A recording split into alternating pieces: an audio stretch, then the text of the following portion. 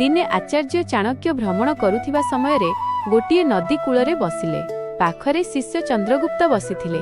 से शांत थिले, किंतु किछि चिंतारे व्याकुल थिला परि जणा पडुथिले। चाणक्य पचारिले, पुत्र कौन भाबुछ? चंद्रगुप्त कहिले, गुरुदेव, सबु कथा मन भितरे रखिबा कौन ठीक? बेले बेले लागे कि जदि सबु किछि अन्यमानंक आगरे कहिदेबी तेबे मनटा हालुका होइजिबो। आचार्य हसिले एवं कहिले, पुत्र, एही चिंताधारा ही सबुठारु बड़ प्रतारणा। एही संसार सेही मानंकु सबुठारु अधिक भांगी थाए, जेउ मानंकर हृदय सफा थाए किंतु जीभ कोहळ थाए, जेउ माने बिना चिंता करी निजर प्रत्येक कथा, प्रत्येक भावना, प्रत्येक योजना और दुख सामना लोककु कहि दियंती। मने रख, जेपरि टेजिरी रे धन सुरक्षित रहे, सेहीपरि किछि कथा मन भितरे गोपन रखिबा ही बुद्धिमानर काम। एहा कले जीवन विपदमुक्त होई जाए। कहिबा समस्तंक पक्षे सहज, किंतु चुप रहिबा एक कला, एवं जिए एही कलारे माहिर होई जाए, दुनिया तार किछि बिगाड़ी पारे नाही। आचार्य एक गभीर निश्वास नेई कहिले, आजि मु तुमकु सेही 7टी कथा कहिबी, जहा केही जेते आपणार हेले मध्य केबे काहाकु कहिबा उचित नुहे। कारण जदि एही कथा गुड़िक बाहरकु आसी जाए, तेबे दुनिया तुमकु तुमर शब्द द्वारा ही हराइबो। तेबे चाल, मु तुमकु सेही 7टी गुप्त कथा विषय कहूची, जहाकु जदि तुमे लुचाई रखिबो, तेबे जीवन रे समस्या तुम आखपाखकु मध्य आसीबो नाही। प्रथम, घर परिवारर समस्या काहाकु कुहंतु नाही। आचार्य चाणक्य कहिले, जीवनर सबुठारु प्रथम नीति हेउची निज घरर समस्या केबे भी बाहर लोकंकु कुहंतु नाही। झगड़ा हेउ, मतभेद हेउ किंबा कौनसी व्यक्तिगत कष्ट, ताहाकु घर बाहरे प्रकाश करंतु नाही। चाणक्य गंभीर स्वररे कहिले, पुत्र, जेतेबेले तुमे निज घरर फाट बाहर लोकंकु देखाय, सेतेबेले लोकमाने ताकु जोड़ंती नाही, बरं आहुरी अधिक फाड़िबाकु चेष्टा करंती। लोकमानंकु करुणा दया नुहे, कहानी चर्चा दरकार। घर कथा बाहरकु गले संपर्कर मर्यादा पाउंस होई जाए, विश्वास भांगी जाए एवं लोके तुमर दुखकु निजर अस्त्र बनाई नियंती। चाणक्य कहिले, घरर झगड़ा जदि बाहरकु जाए, तेबे ताहा घरर मूलदुआकु दोहलाई दिए। तेणु परिस्थिति जेते बिगिड़िले मध्य घर कथाकु केवल निज लोकंक मध्यरे सीमित रखिबा, कारण बाहर दुनिया क्षतरे मलम लगाए नाही, बरं लुण छिंची थाए। आचार्य चाणक्य गंभीर स्वररे कहिले, द्वितीय एवं अत्यंत गुरुत्वपूर्ण नीति हेउची निजर आय संपत्ति बा तुमे जहा भी कमाइछ, ताहार तथ्य काहा सामनारे प्रकाश कर नाही। चाणक्य कहिले, धन जेते गुप्त रहे सेते सुरक्षित थाए। ताहार देखानेई करिबा माने निजकु चोर एवं ईर्षालु लोकंक सामनारे ठिया करिबा। से शिष्य मानंकु पचारिले, पुत्रगण, तुमे केबे देखिछ कि धनी लोक माने निजर प्रकृत रोजगार समस्तंकु कुहंती नाही? कारण सेमाने जानती जेउठारे अधिक लोक जानिबे, सेठारे आवश्यकता, लोभ एवं संकट मध्य बढ़िबो।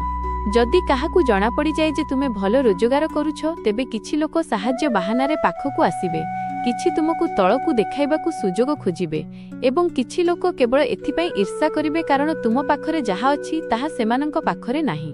तेणु निज रोजगारकु गोपन रख, जाहा द्वारा मन स्थिर और निश्चिंत रहिबो। आचार्य चाणक्य तृतीय नीति कहिले, पुत्रगण, जे पर्यंत कौनसी योजना सफल होई नाही, से पर्यंत ताहाकु निज मन भितरे ही रहिबाकु दियो। जेउमाने निजर प्रत्येक पदक्षेप पूर्वरु घोषणा करि दियंती, सेमाने प्रायतः गंतव्य स्थल रे पहुंचिबा पूर्वरु ही बाट हराई बसंती। योजनार प्रकृत शक्ति तार नीरवता मध्यरे थाए, काम सरिबा परे ही कहिबा उचित। आजिर दुनिया रे मध्य एही नीति लागू हुए। कौनसी नुआ काम, व्यवसाय बा चाकरी बदलाइबा कथा जे पर्यंत संपूर्ण होई नाही, काहाकु कुहंतु नाही। आचार्य चाणक्य गंभीर स्वररे कहिले, पुत्रगण, जेउ दिन तुमे निजर दुर्बलता अन्य मानंक आगरे कहिदेल, सेही दिन तक्षशिलार गुरुकुल रे जणे शिष्य पचारिला, गुरुदेव, जदि आमे कौनसी आपणार लोककु निजर कष्ट, भय बा दुर्बलता कहिदेउ, तेबे एथिरे असुविधा कौन? चाणक्य हसिले एवं कहिले, आपणार लोकमाने प्रायतः सेतेबेल पर्यंत साथीरे थांती, जे पर्यंत तुमर शक्ति सेमानंकु लाभ दिए, किंतु जेमिति तुमर दुर्बलता सामनाकु आसे, सेही लोकमाने ही दूरेई जांती किंबा पछपटु छुरी मारंती। चाणक्य चंद्रगुप्तंकु चाहि कहिले, राजा सीए जी निज भय को खंडा पछरे लुचाई दिए एवं मुहर हसरे निज क्षत को लुचाई दिए। तेणु निजर भय, कष्ट किंबा पुरुणा आघात को निज भितरे रख, कारण दुनिया रे अधिकांश लोक साहाय्य करंती नाही, बरं हारिबार मजा देखिबाकू ठिया होइथांती। पंचम, दान विषय रे केबे काहाकू किछि कुहंतु नाही। आचार्य चाणक्य हसिले एवं कहिले, पुत्रगण, जेउ दान जीभरे प्रकाश करा जाए ताहा पुण्य नुहे, ବରଂ ଅହଙ୍କାରର ପ୍ରଦର୍ଶନ ଅଟେ।